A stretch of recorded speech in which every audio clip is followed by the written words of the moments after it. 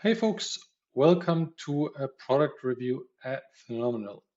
Today we're going to look at the largest gold miners ETF globally, which is VanEck's gold miners ETF that trades under the ticker GDX. Now, the fund provides exposure to gold and silver mining stocks that are highly correlated to the gold price. The ETF charges around 53 basis points and manages $13 billion. Let's have a quick look in terms of how GDX has done and what would be the appropriate benchmark. Now, intuitively, you might think that gold miners trade like REITs, real estate investment trusts, which are somewhere between stocks and real estate.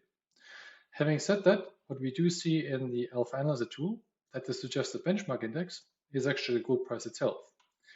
And if you look at the performance of GDX, so this is VanEck's gold miners ETF, versus the gold price and the S&P 500, we can clearly see there's a much closer relationship between gold miners and gold miners in the stock market. Having said that, we also see that since inception in 2007 or 6 to be precise, GDX has significantly underperformed the gold price. Now, next question is, what has been driving the performance of gold mining stocks? And we can look at a returns-based factor exposure analysis where we're going to focus on the factor betas to asset classes. And so what we see over here is that the beta to bonds has been positive over time. Same for commodities, which of course includes gold, as well as the S&P 500. However, we also do see that there's a consistently negative exposure to currencies, which represents the US dollar index.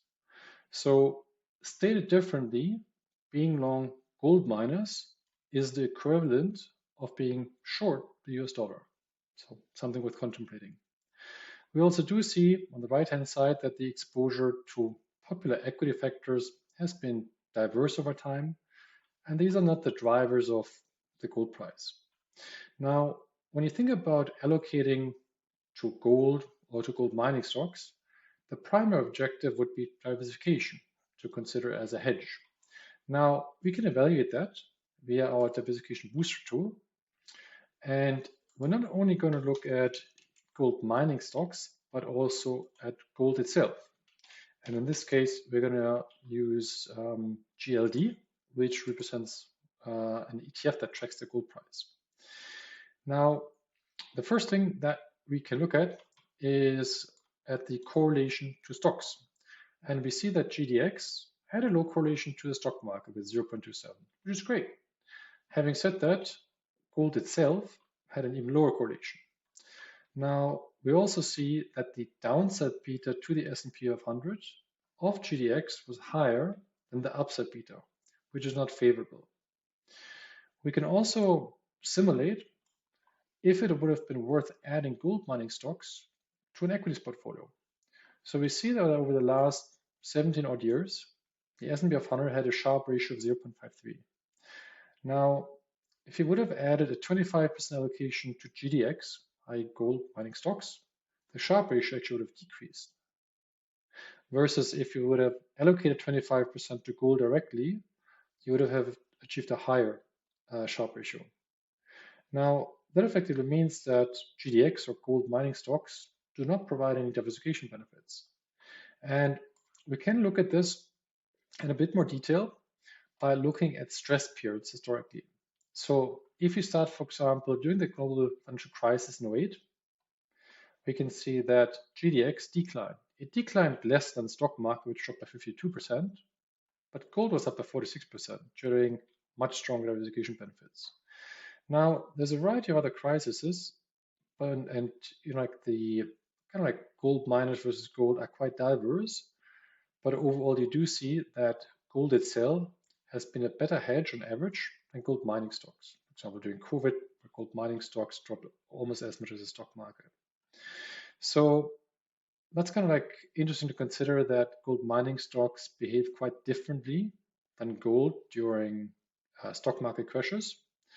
And in case you're still interested in gold mining ETFs, and want to see there's a cheaper alternative to GDX, you can simply use a few user tool.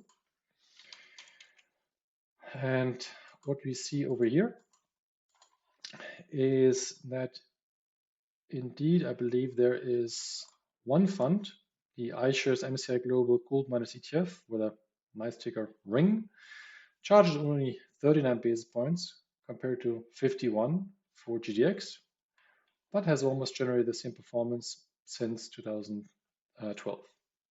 So seems to be like a viable alternative. So that kind of summarizes our quick product review of GDX. So it seems that overall, if you look at diversification, gold is a much better bet than gold mining stocks. And in case you are still looking for gold mining stocks, there's kind of like cheaper alternatives to GDX. Hope this was helpful. Have a nice day.